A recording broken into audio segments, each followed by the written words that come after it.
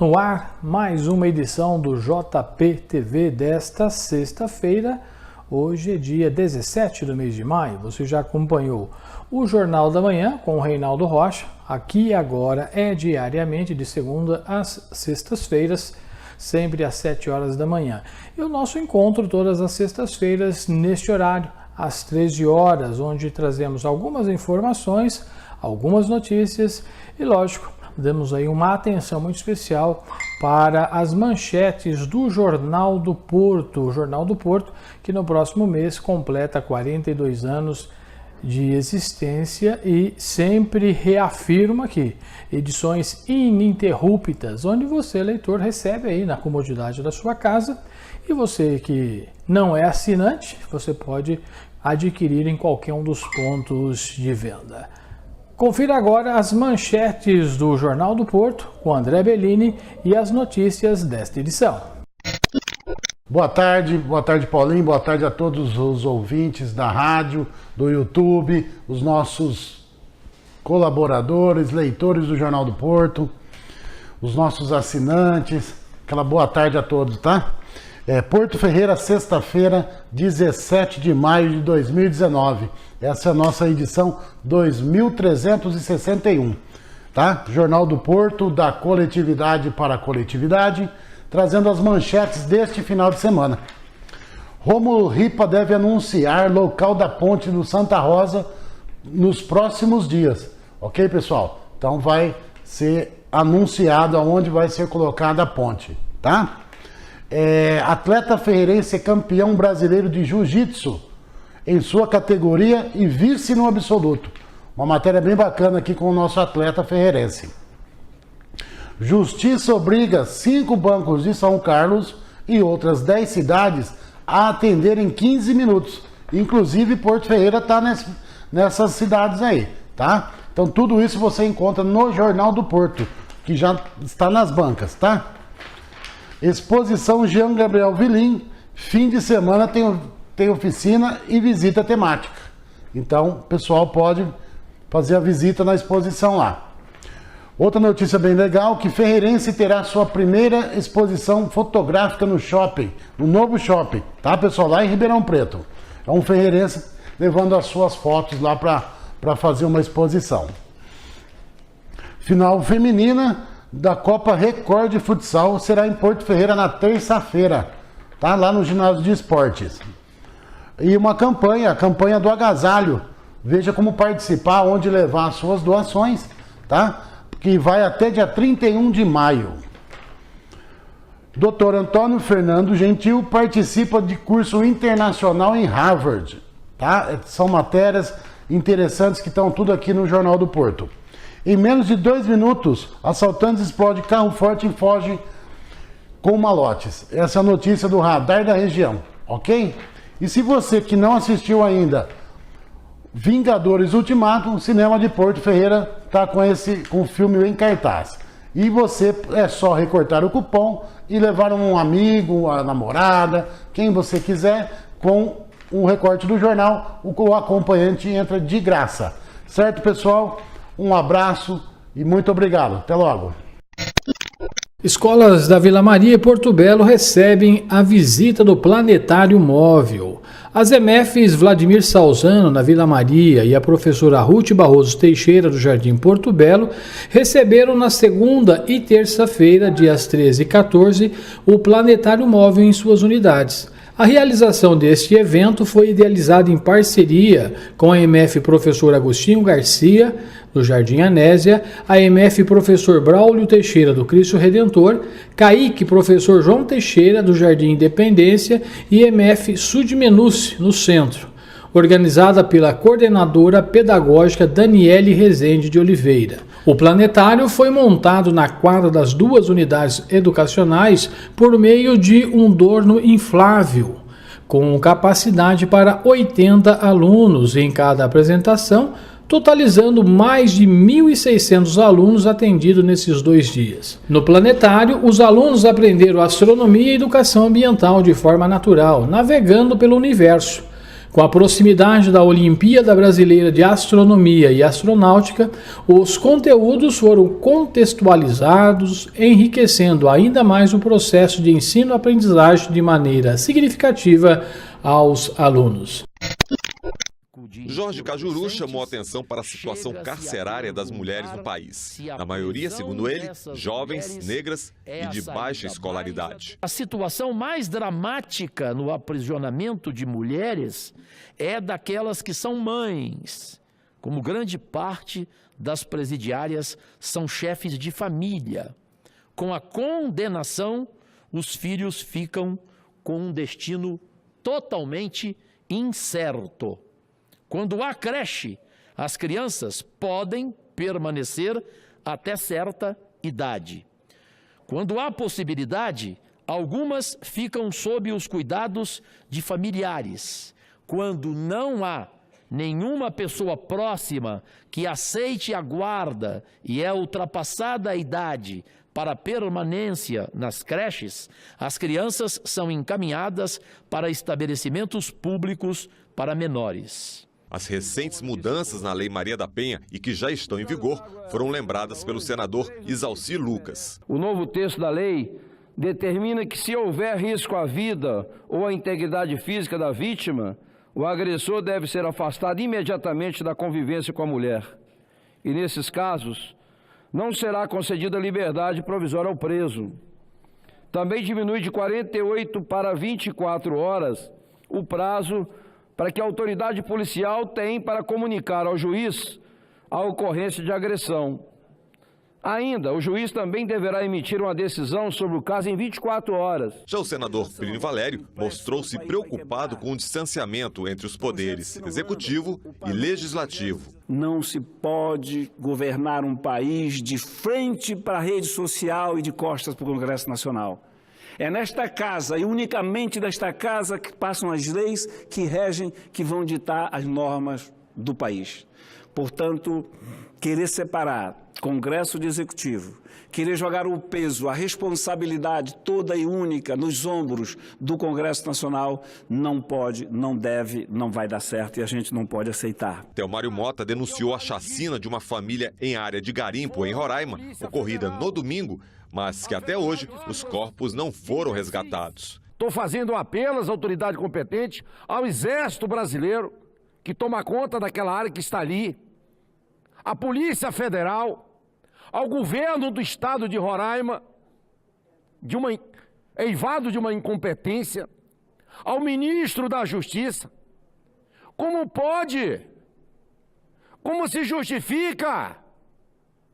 Roraima virou uma terra sem lei. As dificuldades da educação brasileira foram destaque no discurso do senador Marcos Rogério. Na Finlândia, é mais difícil entrar em um curso de formação de professor do que numa faculdade de medicina. Olha isso. Disso já podemos ver, senhor presidente, que aqui no Brasil precisamos focar em 3 pontos. O primeiro, elevar a formação de professores. O segundo, pagar melhores salários. E o terceiro, conferir-lhes valor social. O grupo de trabalho debateu temas como cooperação internacional, meios de provas e infiltração de agentes. O desembargador Walter Waltenberg elogiou o projeto de lei como um todo e ressaltou que é necessário aperfeiçoar alguns pontos que podem ser considerados inconstitucionais. A minha contribuição vem no sentido de alertar para esses pontos, para que todos os que vão depor aqui, que vêm depondo nessa comissão, possamos juntos aperfeiçoar a legislação para que a gente atinja esses bons objetivos que o ministro Moro se propõe a atingir. O projeto, na sua íntegra, ele é coeso, ele é inteligente, ele é sério e tem tudo para ser aprovado com essas alterações que a gente vai examinando aqui ponto por ponto. Alguns dos melhores nomes da Defensoria Pública da União na área do direito penal produziram uma nota técnica que sugere ajustes ao PL anticrime. Os especialistas querem que o projeto garanta a ampla defesa dos acusados, com um processo justo e uma pena proporcional. Para isso, a Defensoria precisa estar bem estruturada. A Defensoria Pública ela ainda carece de estrutura humana e material para poder chegar em todas as subseções judiciárias, por exemplo. A própria DPU tem um déficit considerável de defensores, né? E isso preocupa no sentido de que algumas dessas mudanças envolvem a necessidade de uma defesa ativa, uma defesa bem estruturada para que se resguarde o Estado de Direito e o direito de defesa dos acusados do processo penal. Especialistas reforçam que o Estado precisa ser criterioso ao lidar com o direito à privacidade e a presunção de inocência do cidadão. O Estado ele tem um monopólio e só o Estado pode aplicar uma sanção penal. Ele tem todos os instrumentos para poder condenar uma pessoa. Então é necessário que a defesa, que o acusado tenha espaço para o contraditório. E as instituições, toda vez que elas se empoderam demais frente ao cidadão, nós corremos o risco de ter processos assodados, de ter processos que violam direitos e garantias. Então é preciso que se respeitem as competências constitucionais. O relator do projeto, deputado Capitão Augusto, garantiu que os direitos de defesa de todos serão respeitados na redação final. Há toda a garantia constitucional para quem está sendo indiciado, quem está sendo preso, quem está sendo acusado. Nós temos essa preocupação, obviamente, de que o Estado, a Justiça, não extrapole a sua competência para que não cause injustiças. Então, tudo dentro da legislação, tudo dentro da Constituição, mesmo porque nós sabemos que esse projeto vai ser amplamente discutido e o primeiro item que é verificado é a questão da constitucionalidade, se nós não estamos afrontando nenhum direito e garantias previsto na Constituição Federal. Por isso não há preocupação nenhuma da nossa parte quanto a algumas indagações que foram feitas nesta questão em especial. Então, todo o projeto, ele inteiro, está sendo revisado, está sendo revisto para que não haja nenhum tipo de afrontamento à Constituição. O Brasil registra hoje mais de 60 mil assassinatos por ano, segundo dados do IPEA, o Instituto de Pesquisa Econômica Aplicada. Para reduzir esses números, foram anunciados 5 municípios que vão ser contemplados com as primeiras medidas do projeto piloto de enfrentamento à criminalidade violenta. A ideia é colocar o plano de redução da violência em prática já a partir do segundo semestre. Para a implementação do projeto piloto, foram selecionados 5 municípios de cada região do país, que registraram em 2017 altos índices de violência. É um projeto da União, no sentido de que ela envolve tanto o governo federal, como o governo estadual e o município escolhido para a realização desse projeto. Ananindeua, no Pará, registrou 357 assassinatos. Paulista, em Pernambuco, registrou 195 homicídios. Goiânia, em Goiás, registrou 708 crimes violentos em 2017. Já Cariacica, no Espírito Santo, teve 178 crimes notificados. Outra cidade, São José dos Pinhais, no Paraná, teve 122 homicídios. Vão ser realizadas ações conjugadas das Polícias Federal e Rodoviária Federal,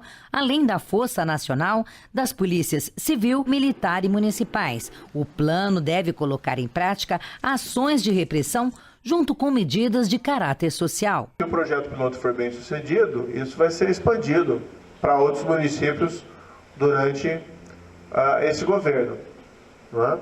E vamos também deixar claro que isso não significa que os demais municípios estão abandonados. Em comemoração ao Dia do Enfermeiro e da Enfermagem, comemorado no domingo próximo passado, o Solar dos Jovens de ontem realizou a Semana da Enfermagem, que aconteceu no dia 14 e dia 15 de maio, de terça e quarta-feira, com palestras importantíssimas. Essa realização foi uma iniciativa do Solar dos Jovens de ontem, porque todos eles têm a preocupação, né, de trabalhar continuamente para que cada dia tenha condições melhores e dignas de trabalho aos funcionários, resultando no benefício mais digno para os moradores de Porto Ferreira. Queremos, em nome do JP TV, parabenizar pela iniciativa e saudar os realizadores por esta semana que aconteceu no Solar dos Jovens de ontem.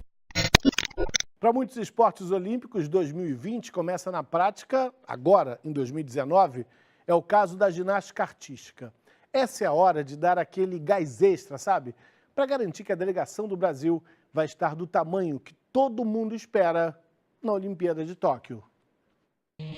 3 medalhas, 11 finais. A ginástica artística do Brasil nunca foi tão bem quanto nos Jogos do Rio, em 2016. E se depender da atual seleção brasileira, resta um ano para essa informação ser atualizada. Porque de lá para cá, o assunto Olimpíada não saiu da cabeça deles por um segundo. Quem está no esporte olímpico sempre vai pensar em Olimpíada. Acabou uma Olimpíada, acabou 2016, no dia seguinte já estava pensando em 2020. Né? Então a gente tem que saber antecipar, né, o nosso trabalho, o planejamento, para conseguir chegar na competição alvo, né, que é o Mundial desse ano, chegar bem e classificar para 2020. Depois da medalha do Rio que eu ganhei, eu já estava pensando em Tóquio já. No dia seguinte já quero uma outra daqui 4 anos, mas é o que nos motiva. Os Jogos Olímpicos, campeonatos. E 2019 é um ano muito importante, que tem Jogos Pan-Americanos e tem a classificatória olímpica, é o que vai definir se você vai ou não para a Olimpíada. E se os atletas não param de pensar em Olimpíada, esse ano é o momento para transformar a expectativa em realidade. Em outubro tem Mundial na Alemanha e lá a equipe pode carimbar o passaporte para o Japão. Em Stuttgart, estarão em disputa 9 vagas por equipes. Isso significa que se o Brasil conseguir uma dessas vagas, vai poder levar o time completo, com 4 atletas entre as mulheres e 4 entre os homens. Mas mesmo que a equipe volte da Alemanha com boas notícias, na prática ninguém vai estar garantido. Atualmente as comissões técnicas trabalham com 10 atletas de cada sexo. Para o Mundial, o grupo já vai ser reduzido a 6 mulheres e 6 homens. E para a Olimpíada ainda haveria uma segunda peneira para chegar aos 8 atletas finais. Então toda a possibilidade de análise de performance vai ser levada em consideração. O desempenho em outras competições vale muito. E em 2019 também tem outro compromisso de alto nível, os Jogos Pan-Americanos de Lima, em julho. O PAN, pra gente, posso considerar que é a terceira competição mais importante, né? Primeiro a Olimpíada, segundo o Mundial, depois vem os Jogos Pan-Americanos. E o PAN não serve de classificação pra gente, mas ele serve de base, né, de preparação para o Mundial. Ou seja, são diversas as paradas na caminhada até Tóquio. Primeiro a gente tem que pensar um passo de cada vez, né? Agora tem o Pan-Americano, aí tem o Mundial para classificar para a Olimpíada e depois pensar na Olimpíada. Mas esse Mundial vai ser um dos mais importantes da nossa vida, né? Porque é a nossa última chance de classificar para a Olimpíada.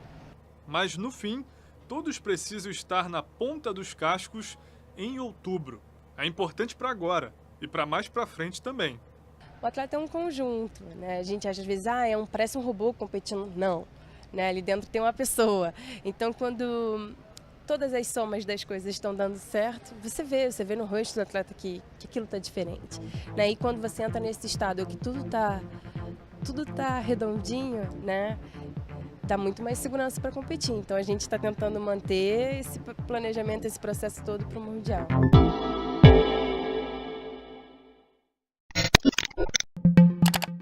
O técnico Vadão da Seleção Brasileira de Futebol Feminino anunciou nesta quinta-feira a lista das 23 convocadas para a Copa do Mundo que acontece na França.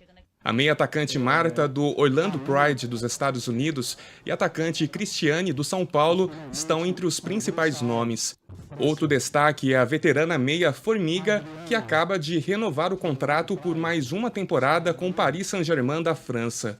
Com a convocação de hoje, a jogadora de 42 anos vai entrar para a história com a 7ª participação em Copas do Mundo. O técnico Vadão destacou que o Brasil tem grandes chances de conquistar o Mundial. A nossa expectativa é altamente positiva. Como você disse, nós temos atletas ainda de uma qualidade ímpar. Temos uma coisa que hoje se fala muito de plano tático, né, que é imprescindível, mas nós temos atletas que são capazes de resolver o problema com jogadas individuais, coisa que pouca gente tem. Nós ainda temos esse privilégio. Então, a gente sai daqui muito otimista de fazer uma grande campanha e dizendo, inclusive, buscar esse tão almejado título mundial. A seleção brasileira estreia no dia 9 de junho em Grenoble, diante da Jamaica. O Brasil está no grupo C do torneio, que também conta com Itália e Austrália. A temporada das seleções brasileiras de vôlei está bem pertinho de começar. As equipes feminina e masculina treinam forte em Saquarema, aqui no Rio de Janeiro. E a gente foi acompanhar. A gente está naquela época do ano em que os principais nomes do vôlei brasileiro vão chegando pouco a pouco a Saquarema para se preparar para as competições que estão por vir.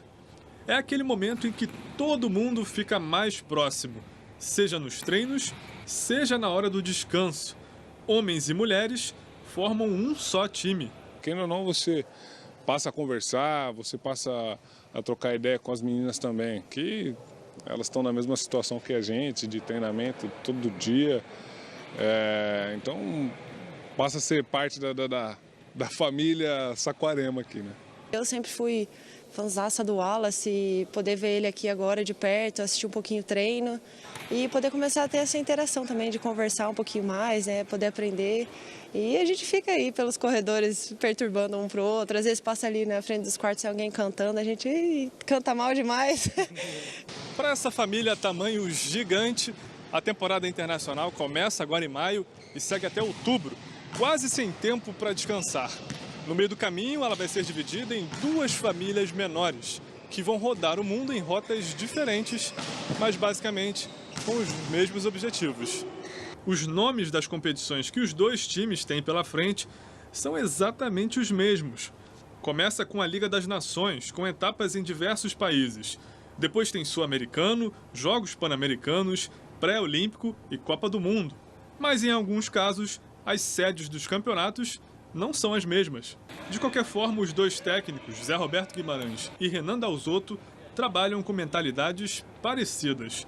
Inscreveram grupos grandes, com atletas que podem receber uma oportunidade em quadra a qualquer instante, e com um foco em mente: estar na melhor forma possível em agosto, quando estará em jogo uma vaga nos Jogos de Tóquio do ano que vem.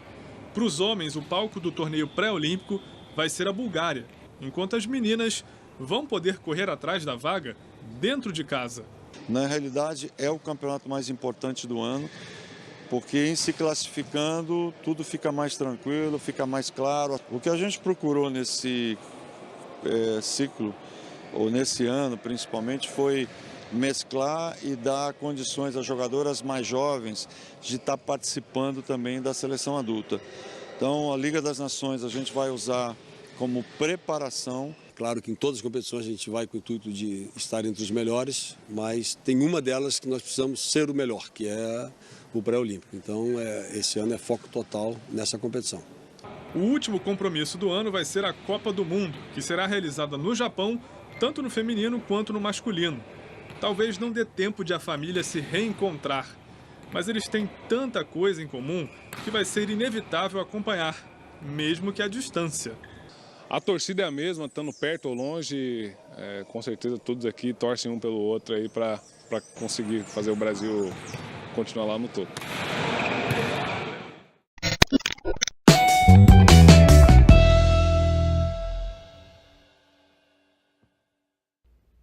A chuva da primeira quinzena do mês de maio surpreendeu em várias áreas do Brasil. E em apenas 15 dias, vários locais tiveram chuva próximo ou acima da média esperada para todo o mês de maio. De acordo com dados do Instituto Nacional de Meteorologia, 4 das 27 capitais brasileiras tiveram chuva acima do esperado para todo o mês de maio. São elas Cuiabá, Goiânia, Brasília e também Belo Horizonte. Agora vamos dar uma olhada nos maiores acumulados de chuva nas capitais em apenas 15 dias. Olha só, sobre a região de Salvador, choveu 170,8 milímetros, o que fica 39% abaixo do esperado para o mês. Em Cuiabá, choveu 87,7 milímetros, 74% acima da média esperada para o mês. No Rio de Janeiro, 111,6 milímetros acumulados, apenas 2% abaixo do esperado para o mês. Em Porto Alegre, 88,8 milímetros de chuva, 25% abaixo da média esperada para o mês. E em Macapá, 271,5 milímetros e 15% abaixo do esperado para o mês. Agora vamos ver como é que fica a chuva no Brasil nos próximos dias. Olha só, um sistema de alta pressão atmosférica que está sobre o oceano ainda vai deixar o tempo firme em algumas áreas da região sul e centro-oeste do Brasil. Por outro lado, os ventos desse sistema ainda vão trazer algumas áreas de instabilidade que provocam chuva sobre áreas do norte e leste do estado de São Paulo, Rio de Janeiro, extremo sul do estado do Espírito Santo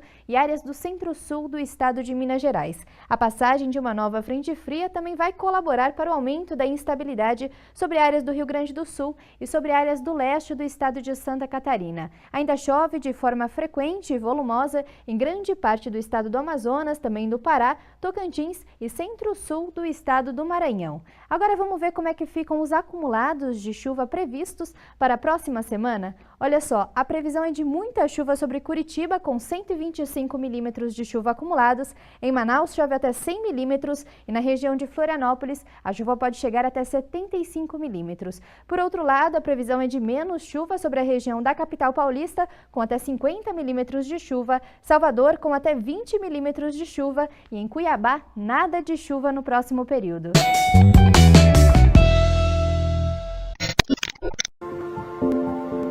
Na sexta-feira, dia 17, teremos a primeira eliminatória do festival. Foram mais de 30 composições inscritas e 24 selecionadas. Na primeira eliminatória, teremos 12 composições concorrendo à grande final.